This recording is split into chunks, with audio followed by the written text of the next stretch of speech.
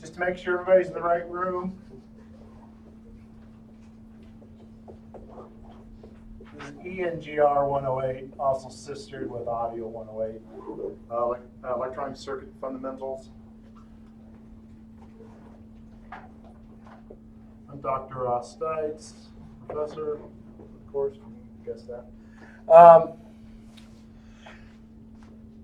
I'm going to move quickly through this because we lost Tuesday, and unlike K through 12, we have no buffer built in. So if we have a day that gets canceled, we just have to make up the work on our own. Speaking of which, I know nobody knew this on Tuesday because I didn't talk to you. If we have a day like that, you are responsible for the material because I will put it in Blackboard. And in fact, Tuesday's material was in there. I was a little dismayed this morning. I looked at only 3 or 4 people who bothered to open the Blackboard shelf we got here. I would expect students to open that the instant it's available and see what's going on. So, I don't know how long. I made fun of them for everybody sitting in the back.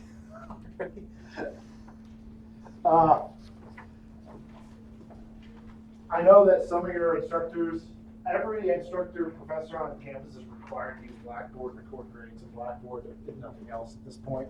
They have no choice. It's college policy. I know not everybody puts all their assignments out there. I do. This entire course is in Blackboard. Every assignment, every lab, both projects, unless I decide to change something, which I could change some of those, but they're all out there. The entire calendar is out there. So you cannot tell me after the day, I didn't know it was due, I didn't know it was there, because they're all there. Every reading assignment's there. I give you a free online text that's pretty good. You can tell the graphics in it are about 20 years old, but it's free. If I had you buy one bookstore, it'd probably be a $300 or $400 textbook. So go with it. Having said that, experience from the past, a lot of people are like, free. That means it's not that good, and they don't bother reading it. Or online, I don't have a paper copy in front of me, which amazes me still at your generation. I'm not going to read it, or I didn't bother reading. I get a lot of homework questions that way. Well, you didn't cover that class. I'm like, well, but it was in your text, so. So make sure you're taking advantage. All that is out there. I spent a lot of time organizing it, so it's all up there and ready to roll when we hit the semester. Okay, so this class general format, I gave you the syllabus. The last page has a calendar, which I'm required to give you, and but the real calendar is online. So anything that changes, I will change on the online Blackboard calendar. All those due dates are in there, like every assignment's due date. You'll notice week 1 assignments are all due tomorrow because, well, Tuesday we had our first class, even though we didn't get to meet here. Now, having said that, I'm not going to be a jerk about it. You can, I'll help you. Let me tell you a little bit about this. Last fall, you'll notice. Well, you'll notice the top of your sheet. This is called a blended course. Anybody know what a blended course means? So we have 2 types of courses generally here on campus. On ground, which is your traditional college course that we've done forever. And online, which means you do everything online and you never meet in person, though you may talk. You could come in. Blended means we combine the 2 together. The goal of it is it makes it a lot more flexible for you to work in. Now, I ran into a little bit of an issue last fall, though. This class traditionally has 2 hours of lecture a week, 2 hours of lab. The expectation is you'd probably come in for another 1 or 2 hours of lab beyond that and spend 2 to 3 hours to 4 hours outside doing homework and reading. It's a typical college class. You're expected to spend about 10 hours a week on it. Blended means you meet 2 hours a week in here. That does not mean you spend 2 hours a week. If you do that, you will be behind very quickly. And in this class, everything builds in stair steps. If you don't understand week 1, then you might as well forget week 2. And if you don't understand week 2, you might as well forget week 3. And everything from week 1 and week 2 now will still be relevant next semester, no matter where your next class is after this. Like, nothing in here is ever like, I can get past that and forget it. Nope, doesn't work that way. The reason I'm giving you this kind of hard line is last fall was the first time I had blended, and unfortunately, a fair number of students got themselves in a serious hole because they didn't stay up with stuff. I also had, it used to be hardcore on due dates. It was like, if it's not in by the due date, it's 0 period, we're done. You know, try next semester if you want to keep up. I've become less hardcore once we hit COVID and we had to be flexible. So, and I'm sticking with that. So last fall I had, in the last couple of years I had, it's all due the Thursday the week later afterwards. You have plenty of time to get help. Unfortunately, I think a lot of students took that as it's not due till next week, so I should probably start working on it sometime in the middle of next week. If you understand this week's material, then next week's material is not going to make any sense to you. So I made the due dates every week, every single week in this class. You have a homework assignment that's assigned that week. You have a lab that's assigned that week. 15 labs, 15 homeworks for the whole semester. They're each a third of your grade. 3 exams, 2 midterms and a final. Their total is a third of your grade. And then there's 2 projects. There's a midterm project and final project that you work on your own. I say that, I'll help you, but I don't have class time set aside. So I would highly, highly encourage you to have a successful outcome in this class. Monday, we have class on Tuesday. Monday, go print these out if you're going to, or pull them, download them, or whatever you're going to do. They're out there. The homework in the lab. Read the material. That way when you come here Tuesday, you're ready to roll and go, I know what I should be learning on Tuesday, or what questions what things I understand. If you look over the text initially, at least tells you this is what I need to be taking away from class. When you come here cold, you don't know what you're going to be learning. Okay? I understand it's hard. It takes discipline. I wasn't a great undergrad either, so I do get it. But I'm just telling you, that's the thing that will lead to a successful outcome. This class, if you look at your syllabus, 1,000 points, easy to figure out your grades. You need 700 points in the end of the semester if you want to move on to the next class, period. $6.99, not going to round it for you. You know what you need. Everything's out there. I'd say now, this is my dad's advice when I was in college. He said, pick your grade the first day of the semester and decide how hard you're going to work. In college, you just pick your grades and then you work hard enough to get them. And that's not necessarily true, but it's not a bad way to go. Because he would tell me about taking B's in biology so he could go fish during the lab, but don't do that. I mean, I guess if you want to go ice fish now.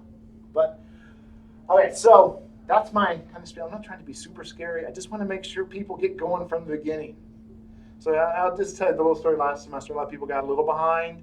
A lot of people went to New York City for an audio trip, and all those people caught COVID, and they came back with COVID, and it snowballs fast.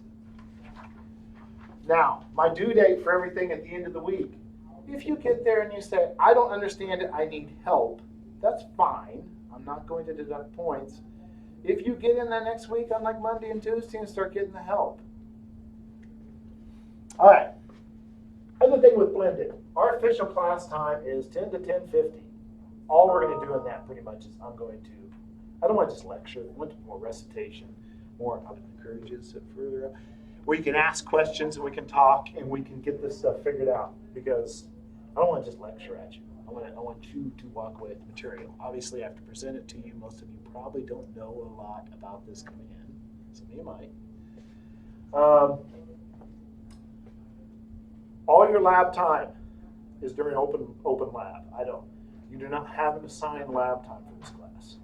So you come in and work the labs on your own. Like I said, you're going to want to figure 2 to 3 hours per week of that lab time once you kind of figure out what's going on.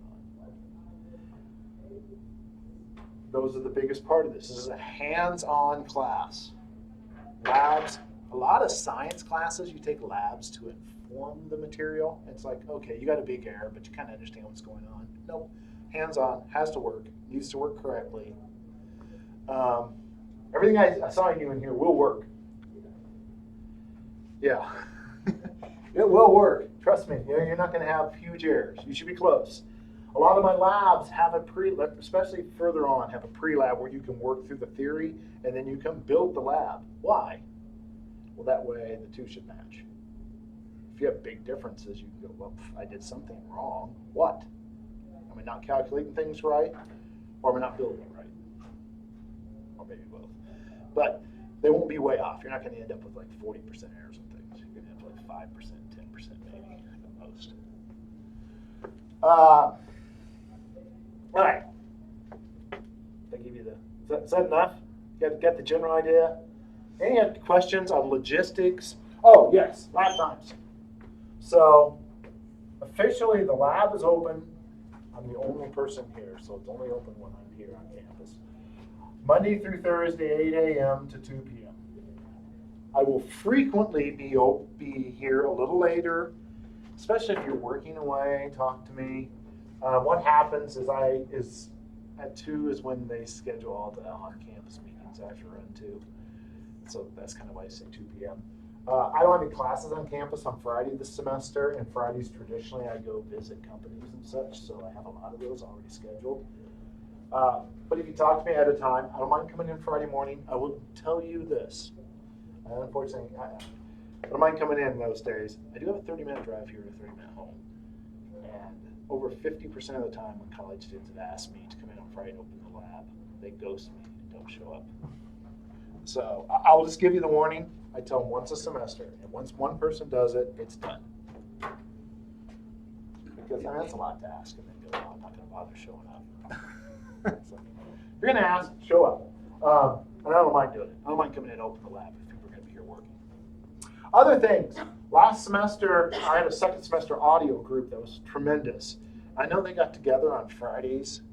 So come in here, they got together Fridays and worked homework together. I'd highly encourage you to get together and work as groups. I don't have a problem. Nothing teaches you the material better than if you understand a bit, you can help people that don't understand it as well, or people that don't understand it well, you get help from each other. Obviously, I can't help everybody with everything all the time because during this time, I'm teaching a total of 8 different classes. So you will frequently see people here from the second semester and I'm working on labs while I'm giving your lectures. You can come in any of those times and work, but obviously I can't stop to help you personally. And especially when you get started the first semester, you can have a small group where you kind of work together and work through it together. You know, find a friend. I don't know how many of you already know each other, but you also know I let them overload this class this semester quite a bit. There are only 12 stations though, so you only have 12 people working. If we end up with a conflict, I'll put out a sign-up sheet for it. You can sign up for your laptops.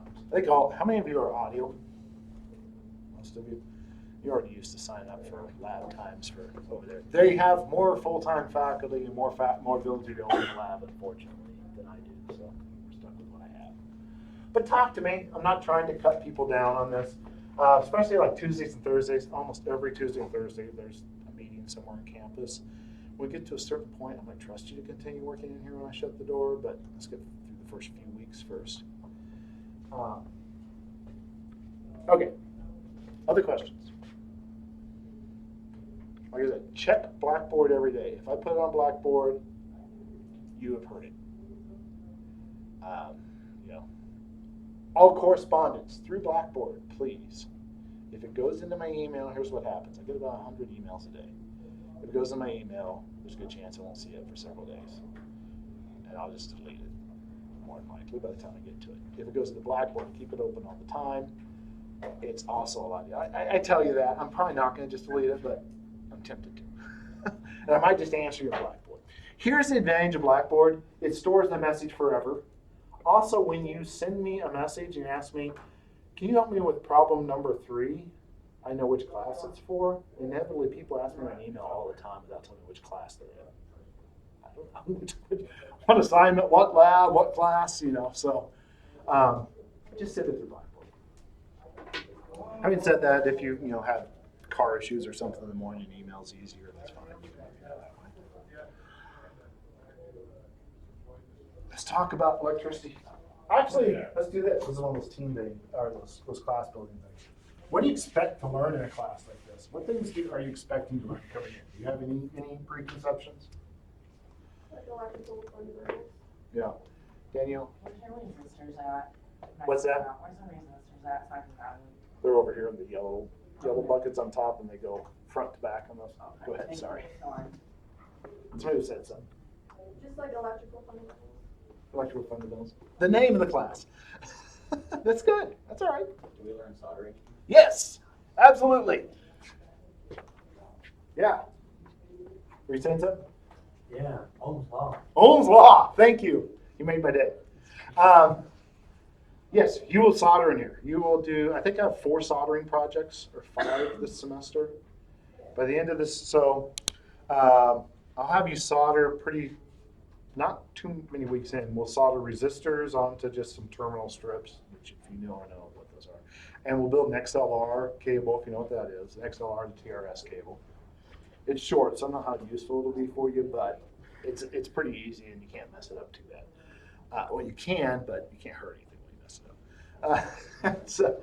And then we will do a couple PCBs, printed circuit boards in class. One of them will be just the traditional like Christmas light LEDs that light up.